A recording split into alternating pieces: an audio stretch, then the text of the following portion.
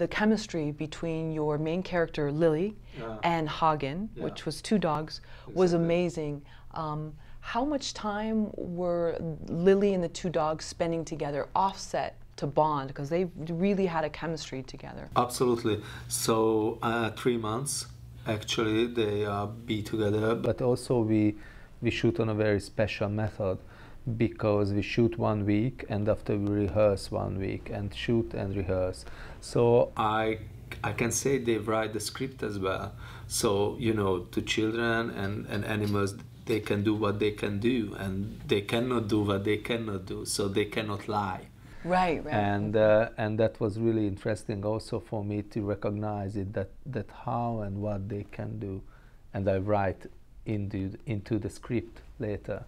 So you observed Lily and the two dogs together to see how they interacted? Absolutely. I was there most of the time, or tried to be there, and just watch them, and also just make improvisations, and just, you know, just all of those things. Also, you know, how she's trumpeting in front of Hagen, and Hagen knows the music very well later on, because that was the piece of music what she's always play, and yeah, you know, those elements that just really writing the script as well. So it was not planned, that piece of music, and it's coming because of her. So for other filmmakers who are attempting to work with animals, and I believe you worked with 250 or so dogs, what advice would you give them? Because that's such a huge undertaking. They always say children and animals, they'll upstage the production, and what was going on? My experience, just almost like a lesson, is curiosity and patience and freedom is the 3 words I can tell you. So if you are curious, if you have patience, and if you give them a lot of freedom, then they give a lot more energy and emotions back. If you wanted to direct them, then it's not working. Actually, I think it's normal. In normal life is also a lesson. It was a lesson for me as well. So that was it. And also, you know, just to wait till the real emotion, or just to play with them, like how you play with your children's, then they have personality, and please to be curious of that personality, because they have different personalities. There's not, okay, they are the dogs, you know, it's just stupid, like they are the humans. So everybody has their own personality, and if you have time and curiosity to wait to shoot that, or how they can communicate that, then you have real persons as humans. So I'm sure in this movies really you can follow them as a personality as well. It's not just, you know, there's the general dogs inside. Right, the looks that the two dogs would give, Hagen, who was the main dog, but there were 2 dogs, was amazing. So what was the trainer doing to get those looks? Because at times, you know, Hagen was showing fear, he was showing the please don't leave to Lily, a lot of some playfulness at times. What was that trainer doing, or trainers? Actually, they are playing. And that was really a positive reinforcement somehow between the trainer and the dogs. And always I recognize it, they are how much, I mean, the dogs really try to give and cooperate always with humans. That's their task, that's their code somehow. And Teresa, she was really open-minded, and she's really working with them and playing with them. And of course there are tough emotions in this movie, when they feel, and they can show really complex emotions as well, like say sorry, and, you know, just to make it open love, and also like shame inside. So those emotions are set and are inside the dogs. But also if you play with them, like with actors, they can create and they can give. So we counted at the end, and they can use like almost 30 gestures, different gestures, and that is almost, I mean, more than an actor use it.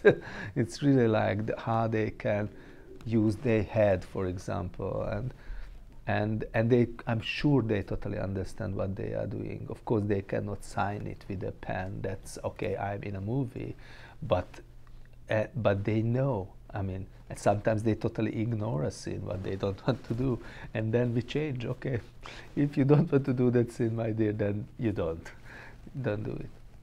So since there was a sense of play and a lot of freedom, it sounds like, with the dogs, in the scenes where things got scary and there was intensity, how did they react once you yelled cut? And did they know that this was all part of the scene?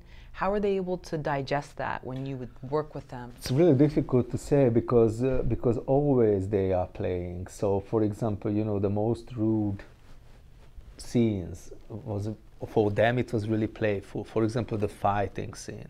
So the fighting scene, it was the main idea behind just, you know, Bernard, who was the Rottweiler, and Luke, who was who fighting, I mean, who's in the scene, know each other and create them as a best friend.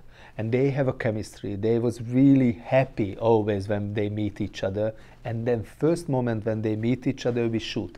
And they are jumping and, you know, just do all these stuff and things together.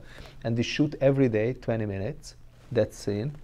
And then in the editing room, I have, you know, the time just, okay, but how can I create a rude scene out of this happiness?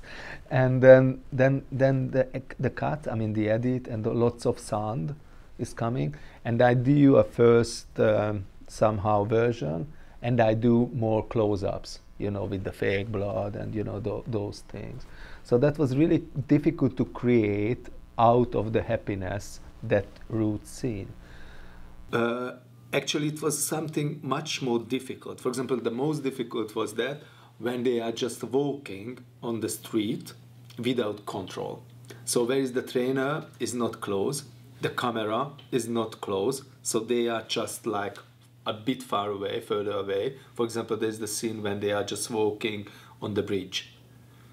And that is like, that was more difficult to create. Just they are alone, not watching us, not go anywhere else where they have any curiosity, just to walk on this way. That was to create. That was more difficult than the root scenes like that. And of course, I'm sure they know what they are doing, but they are not. I mean, as an actor, when it's playful to create. So when they are just stepping to what we shot them legs, and of course we know in the movie that became very scary. But to create it was not very difficult. And how are you approaching the dogs? I realized that the trainer was there, but since you were letting them play and kind of giving them this like loose rein, are you actually going up to the dogs? And if so, what was your body language like, and how did you act? Actually, I was also on the rehearsals. Almost always, they know me very much. Also, I know them. I cannot say I know all of the 250, but I know hundreds of them for sure. Also, name by name. Everybody has a special skills, but the main responsibility has the trainers. So I was always behind the trainers, always behind the camera, and also my DP was always, and the rehearsals and the set, and also the sound engineer or the guy with the boom. Just they understand all of these circumstances, and we build it like a rehearsal place in the countryside. So there was streets, and you know, just because when you are blocked the city, then you must be fast. Because it's so expensive, you cannot block it for days and days and days. You can block it for 6 hours, and on these 6 hours you must shoot your scene. So we do a lots of rehearsals before, and everybody know what's going on. Also our animal partners, but also the crew members. Kornél, the dogs were 250 shelter dogs, is that right? No, I think it was 200 from the shelter houses and 50 from the trainers, mixed breed ones.